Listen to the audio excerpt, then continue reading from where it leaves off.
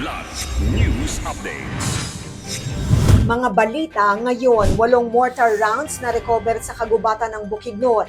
2 suspect sa nabigong kidnapping, dinakip matapos kuyugin ng mga residente sa Maguindanao del Sur. Dalagita sugatan ng mabagsakan ng puno ang bahay sa Cebu City, aso nagbabala bago ang insidente. Ako po si Cesar Sorian para ihatid ang mga nangunang balita sa buong kapuluan ngayon. 8 81mm high explosive mortar rounds ang narecover ng mga otoridad sa isang kagubatan sa Sitio Furchaco 4, Barangay Malinaw, Kalilangan, Bukidnon nitong May 27. Natuklasan ng mga pampasabog ng isang 35-year-old na magsasaka habang nangangalap ng panggatong sa lugar. Agad niya itong iniulat sa mga otoridad na nagresulta sa pagresponde ng Explosive Incident Response Team ng Police Regional Office o PRO 10. Sa pagsusuri, kinumpirmang 8 mortar rounds ng nasa kinakalawang ngunit serviceable condition ang narecover. Maingat na inalis at isinailalim sa safety procedures ang mga pampasabog upang maiwasan ang anumang aksidente o panganib sa komunidad. Pinuri ni Pro 10 Director Brigadier General Christopher Abrahano ang mabilis na pagtugon ng mga responder upang maiwasan ang anumang sakuna. Kinuyog ng mga residente ang 2 hinihinalang kidnapper matapos mabigo ang kanilang tangkang pagdukot sa isang 63-year-old na mangingisda sa Barangay Buwayan, Datu Piang, Maguindanao del Sur nitong May 28. Ayon sa pulisya, sa pilitang isinakay ng mga sospek sa kanilang sasakyan ang biktimang si Datsnok Batingkay.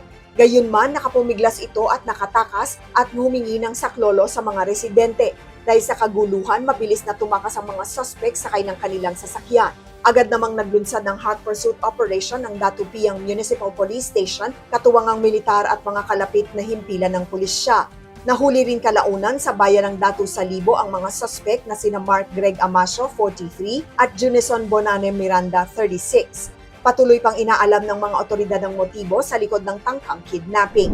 Sugatan ng 19 anyos na dalagita matapos bumagsak ang malaking eucalyptus tree sa bahay ng pamilyang Templaso sa Sitio Kalubihan, Barangay Kalunasan, Cebu City nitong gabi ng May 28. Nagtamo ng pinsala sa paa si Shari Mayumi Templaso habang inililigtas ng kanyang ama mula sa kanilang bahay matapos gumuho ang puno.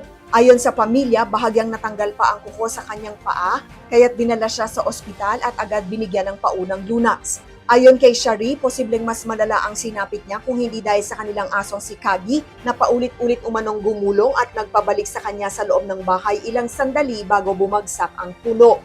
Matagal na umanong iniulat ng pamilya sa mga otoridad ang pagtabingi ng puno matapos ang bagyong Odette noong 2021 ngunit wala umanong naging aksyon. Pansamantalang nakikitira ngayon ang pamilya sa bahay ng kanilang mga kamag-anak habang inaayos ang nasirang tahanan at tindahan.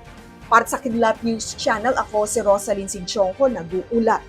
Ako po si Cesar Sorian, kasama nyo sa bawat pagputo ng balita.